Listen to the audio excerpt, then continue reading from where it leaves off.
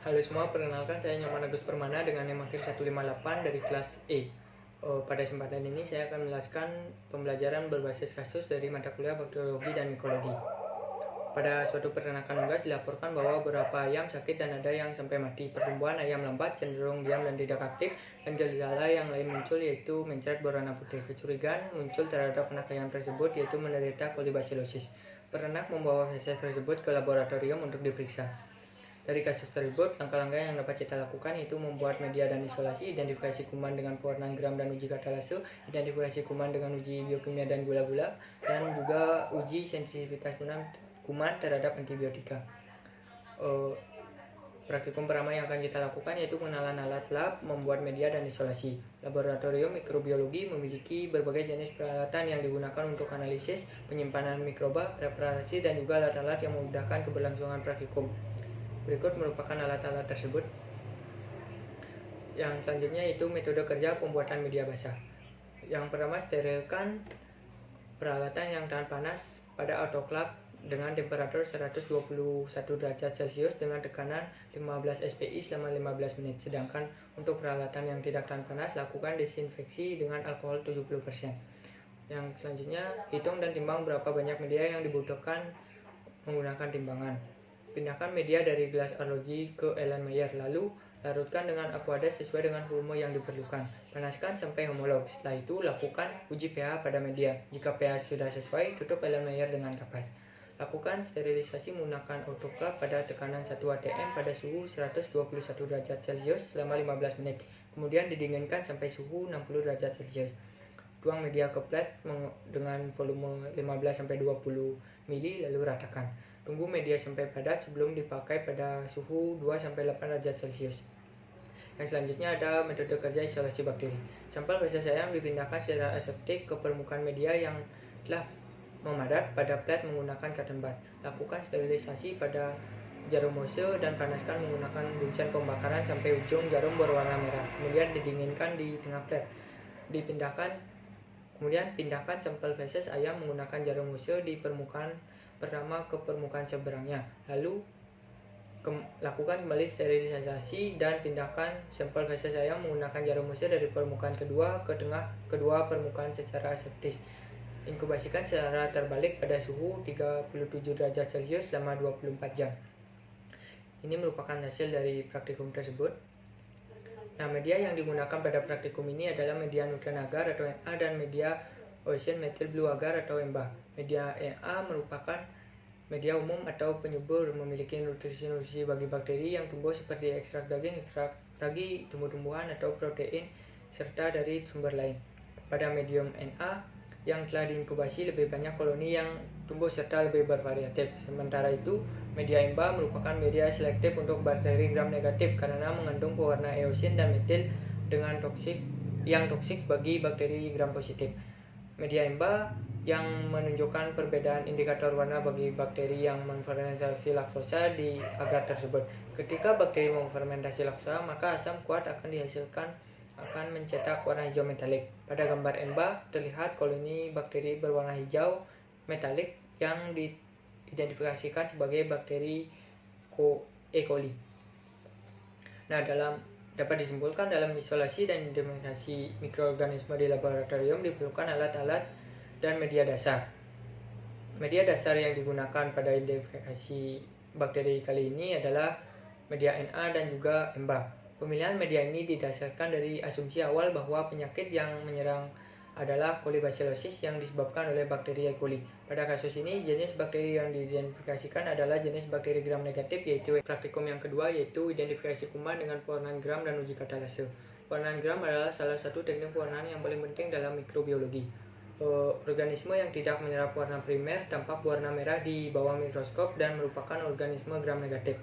Uji katalase merupakan uji yang bertujuan untuk mengkonfirmasi apakah mikroorganisme yang ditemukan termasuk dalam kelompok bakteri yang dapat memecah H2O2 menjadi oksigen.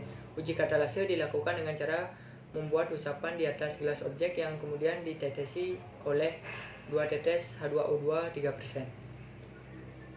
Adapun alat bahan dalam praktikum ini yaitu objek gelas, pembakaran bunsen, tisu, pipet tetes, sampel bakteri, aqueous, H2O2, pewarna dan juga mikroskop. Metode kerja dari pewarna gram yang pertama, bersihkan objek gelas dengan menggunakan alkohol sampai bebas lemak, lalu dibersihkan lagi dengan tisu. Fiksasi di atas nyala lampu bunsen. Ambil secara aseptik satu hose suspensi bakteri dan diratakan di atas objek gelas. Kemudian keringkan objek gelas dengan diangin-anginkan hingga terbentuk noda. Fiksasi dengan dipanaskan di atas lampu bunsen. Kemudian dinginkan lalu diteteskan zat warna kristal violet sebanyak 2-3 tetes dan dibiarkan selama 1 menit. Kemudian cuci dengan aquades sampai sisa-sisa zat warna tercuci seluruhnya. Keringkan dengan cara diangin-anginkan. Kemudian teteskan larutan lugol dan biarkan selama 1 menit. Kemudian cuci dengan aquades dan dikeringkan dengan cara diangin-anginkan. Selanjutnya dicuci dengan alkohol selama 30 detik dan teteskan larutan zat warna safranin sebanyak 2-3 tetes. Kemudian cuci dengan aquades dan amati dengan menggunakan mikroskop. Berikutnya itu metode kerja pada uji katalase. Yang pertama, oleskan satu hose penuh koloni bakteri berumur 18-24 jam pada permukaan gelas objek. Kemudian teteskan 3-5 tetes larutan 3% H2O2 pada permukaan ulasan dan amati gelembung gas yang terbentuk. Nah, berikut merupakan hasil dari praktikum. Bakteri gram negatif tidak berubah warna saat safranin ditambahkan karena zat warna ungu dari kristal violet masih tetap berikatan pada dinding sel. Bakteri E. coli yang teridentifikasi sebagai gram negatif tampak merah karena kristal violet mudah dihilangkan oleh alkohol, sehingga hanya safranin yang menyerap dan memberi warna merah pada bakteri tersebut. Bakteri gram negatif memiliki lapisan lipida tinggi dalam dinding selnya sehingga lebih mudah kehilangan zat warna ungu saat diberi alkohol. Sebaliknya, bakteri gram positif memiliki dinding sel yang tebal dan kaya akan peptidoglykan sehingga lebih baik mempertahankan warna ungu. Hasil dari uji katalase menunjukkan bahwa bakteri yang diuji tidak mengandung katalase karena tidak ada pembentukan gelembung udara setelah penambahan H2O2 dan juga alkohol. Ini menandakan tidak ada enzim katalase dalam bakteri sehingga tidak terjadi dekomposisi H2O2 menjadi air atau oksigen. Hal ini menyebabkan tidak adanya perubahan atau reaksi setelah penambahan alkohol dan menandai hasil negatif pada uji katalase. Dapat disimpulkan bahwa bakteri gram negatif tidak berubah warna saat safranin ditambahkan karena zat warna ungu dari kristal violet masih tetap terikat pada dinding sel.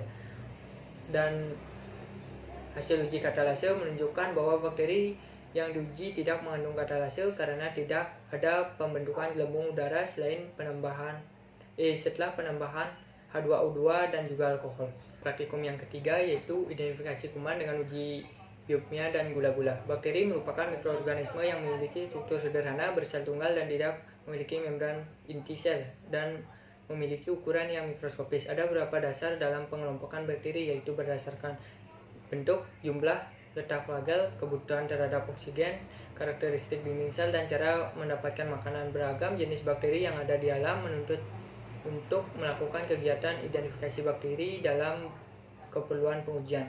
Pada praktikum kali ini akan melakukan beberapa pengujian yaitu TSIA, SIM, MRVP, simon citrat dan juga uji gula-gula. Adapun alat bahan yang diperlukan yaitu TSIA, glukosa, SIM medium, laktosa, MRVP medium, tisu, simon citrat agar, alkohol, biakan bakteri, hose, api bunsen dan inkubator. Adapun metode kerja pada praktikum kali ini, metode TSI agar, panaskan hose, tunggu sampai dingin, ambil biakan bakteri dengan hose, tanam dengan tusukan pada bagian tegak medium, kemudian angkat hose lalu usap pada bagian miring medium. Inkubasikan pada suhu 37 derajat selama semalam. Amati dan catat hasil sesuai dengan tujuan pemupukan. Pada metode medium SIM, panaskan hose jarum, tunggu sampai dingin, ambil biakan bakteri lalu tanam dengan tusukan pada medium SIM. Inkubasikan pada suhu 37 derajat Celcius selama semalam. Amati, catat hasil sesuai dengan tujuan pemupukan. Untuk melihat ada tidaknya produksi idol, maka biakan bakteri ditetesi dengan reagen Erik atau Covax. Pada medium MPRPP, panaskan usus, tunggu sampai dingin, ambil biarkan bakteri lalu tanam dengan mencelupkan usus ke dalam medium, inkubasikan pada suhu 37 derajat Celcius selama semalam. Biarkan bakteri dapat dibagi menjadi 2 tabung, tetesi dengan reagen MR dan tabung yang lain dengan reagen VP. Amati dan catat hasil sesuai dengan tujuan pemupukan. Pada metode Simon Citrat agar, panaskan usus, tunggu sampai dingin, ambil biarkan bakteri lalu tanam dengan cara mengusap usus mulai dari bagian miring pada pangkal medium, kemudian usap pada permukaan miring medium. Amati dan catat hasil sesuai dengan tujuan pemupukan. Inkubasikan pada suhu 37 derajat Celcius selama semalam. Pada uji gula-gula, panaskan usus, tunggu sampai dingin, ambil biarkan bakteri lalu tanam dengan mencelupkan usus ke dalam medium glukosa. Inkubasikan pada suhu 37 derajat Celcius selama semalam dan amati hasil sesuai dengan tujuan pemupukan. Berikut merupakan hasil-hasil dari praktikum.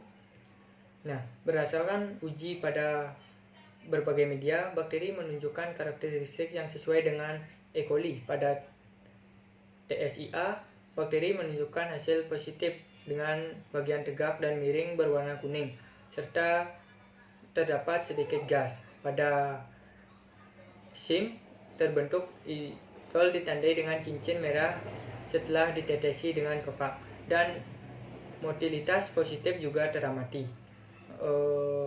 Hasil pada MPRPP menunjukkan perubahan warna menjadi merah setelah ditetesi dengan methyl red, sesuai dengan sifat MR positif yang dimiliki oleh E. coli. Pada Simon Citrat agar, tidak ada perubahan warna yang terjadi, menunjukkan bahwa bakteri yang mampu menggunakan tidak mampu menggunakan sitrat sebagai sumber karbon. Selain itu, hasil positif pada uji glukosa dan glukosa dan laktosa dengan perubahan warna dari biru menjadi kuning, serta pembentukan gas dalam tabung Durham jika konsisten dengan sifat fermentasi gula oleh E. coli. Dengan demikian, berdasarkan hasil uji yang diberikan, dapat disimpulkan bahwa bakteri yang diuji kemungkinan besar adalah E. coli.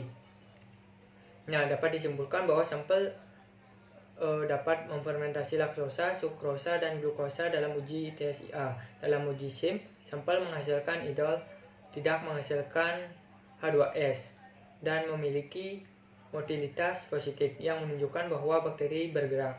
Uji MPRPP dan SAC juga menunjukkan hasil positif MR yang menunjukkan bahwa sampel menghasilkan asam setelah ditetesi reagen merah metil.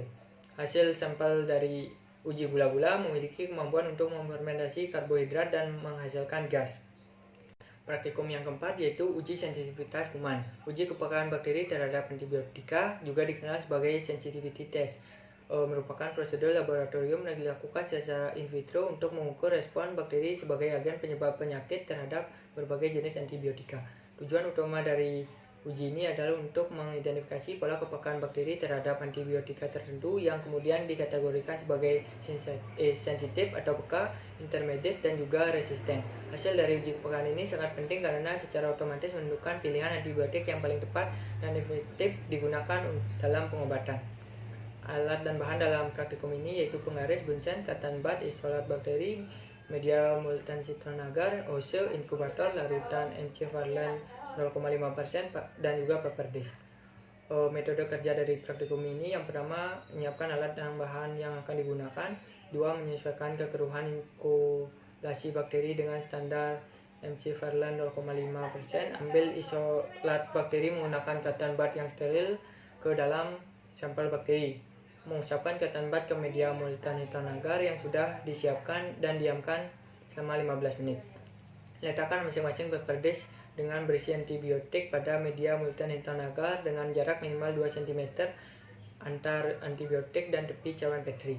Letakkan media multan citron agar di dalam inkubator dan menginkubasinya selama 24 jam. Setelah 24 jam, keluarkan dari inkubator dan menghitung diameter zona hambatan pada masing-masing antibiotik.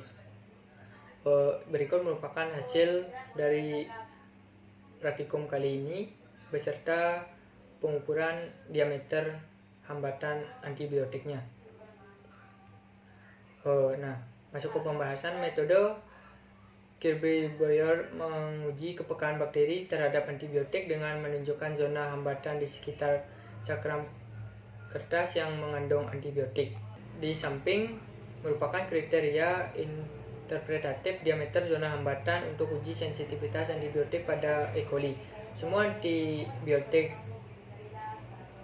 yang kita gunakan sensitif terhadap E. coli, namun pada antibiotik kanamisin diameter lingkaran bersih atau tidak terdapat koloni bakteri, sehingga dapat disimpulkan antibiotik kanamisin paling sensitif terhadap bakteri E. coli tersebut.